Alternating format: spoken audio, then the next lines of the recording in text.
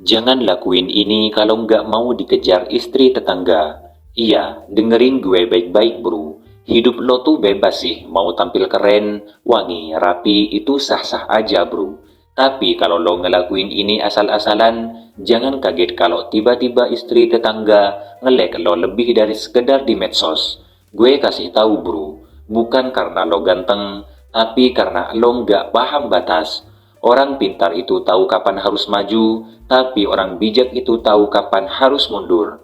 Nah, masalahnya, banyak cowok ngerasa pintar padahal buta arah kalau udah dikasih perhatian sama bini orang. Pertama, niat baik tapi gatal tangan.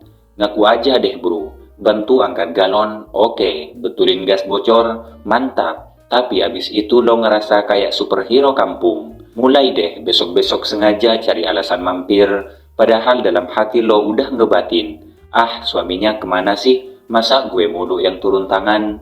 Bro, lo bukan pegawai harian lepas di rumah dia. Ingat, pria sejati itu bukan yang sibuk numpang eksis di rumah orang. Kalau niat baik sudah dikawinkan dengan nafsu, hasilnya cuma jadi pembenaran buat diri sendiri. Kedua, mulut manis bahaya tipis. Gue paham, lo ramah, lo supel, lo gampang akrab. Tapi kalau lo mulai kebanyakan nyapa, kebanyakan basa-basi, kebanyakan pujian kecil, itu bukan ramah lagi bro. Itu kode keras buat ngebuka celah.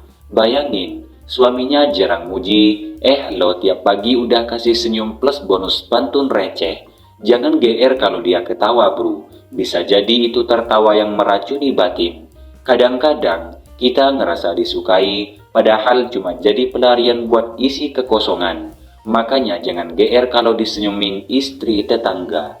Ketiga, sosok pendengar palsu. Lo pikir jadi pendengar curhat istri orang itu keren? Wah, lo nggak tahu betapa bahaya jalur curhat itu. Mulai dari cerita receh soal anaknya, lama-lama masuk ke urusan rumah tangga. Dan di situ, lo pelan-pelan diposisikan sebagai lebih ngerti dibanding suaminya sendiri. Bro, itu udah sinyal merah.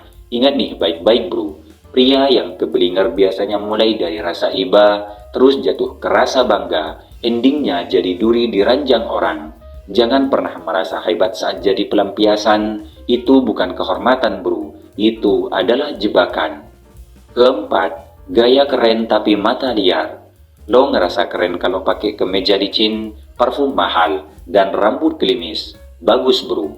Tapi kalau lo sambil melempar lirikan maut ke bini orang, gue kasih tahu, itu bukan keren lagi. Itu modal ribut antar rumah tangga. Jangan kira lirikan lo cuma dianggap iseng. Bisa jadi itu nancep di hatinya. Karena lirikan lo lebih hidup dibanding pandangan suaminya yang tiap hari cuma nunduk lihat HP.